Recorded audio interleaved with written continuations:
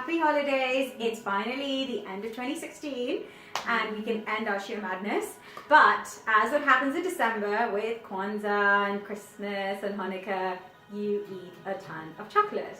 And that's why I am speaking with Jalpa today. Hi Jalpa! To talk to us about not to overindulge in the holidays, which, you know, it's easy to sort of go into that bowl or you're at home and your mom's making all your favorite foods. Yeah. And then you're just like, I'm just gonna eat one, and then it's dinner time, and then you keep eating more. So we just ended with Thanksgiving, which is the holiday of definitely eating a lot, especially, you know, for viewers watching it in the States. Yeah.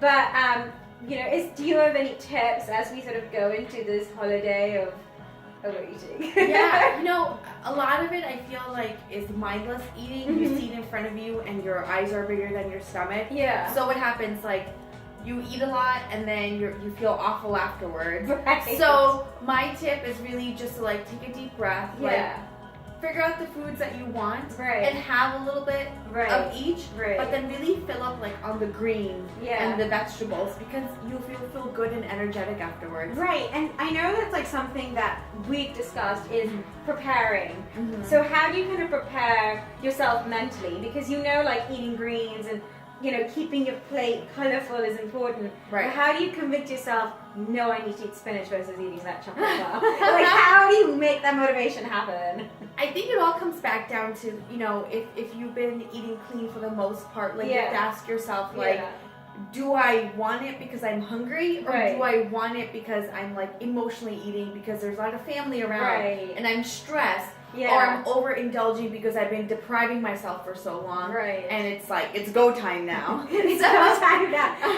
And are there any like sort of condiments or things like that we can add to like vegetables that we consider boring, which are healthy, Mhm. to sort of include into those holiday feasts, or like good snacks that we can munch on or things like that?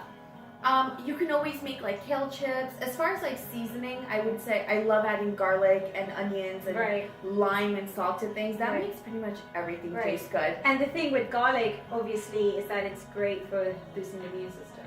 Absolutely, and Yeah. fresh garlic, not garlic powder. There's a difference. There's a difference. There's a difference. Garlic powder will not boost your immunity. It will just taste very salty, increase Yeah. the sodium level. But yeah, I mean, adding seasonings and Right.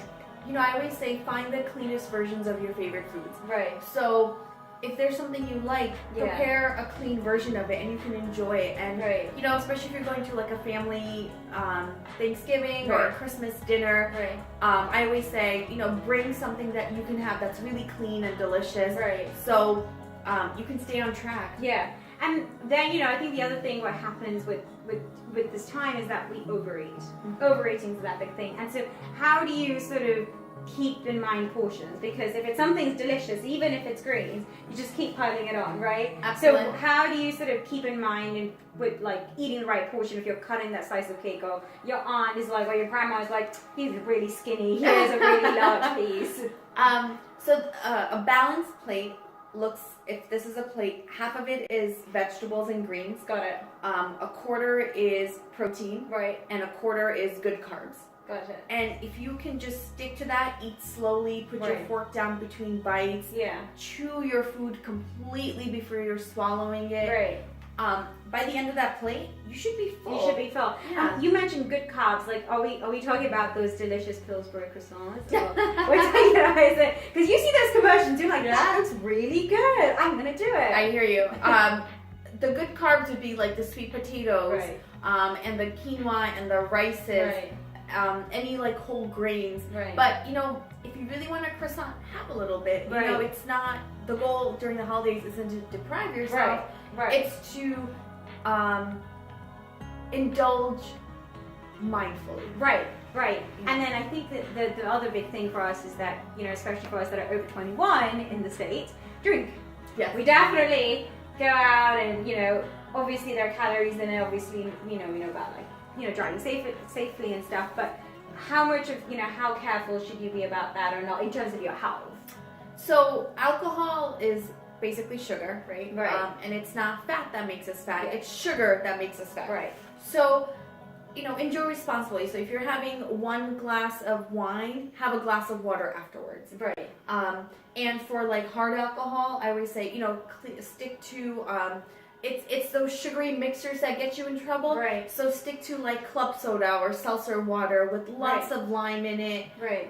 Mint, herbs, berries. Make it healthy. Make it healthy and fun. Right. Make it pretty. I love that. Make it pretty. Yeah. It's okay, guys. You can have a goody drink. It's okay. Yeah, it's okay. No one's judging. Exactly. And so if you stick to one alcoholic drink to one glass of water, right, and if you're sticking to a balanced plate, you're going to be really full full after a afterwards. while.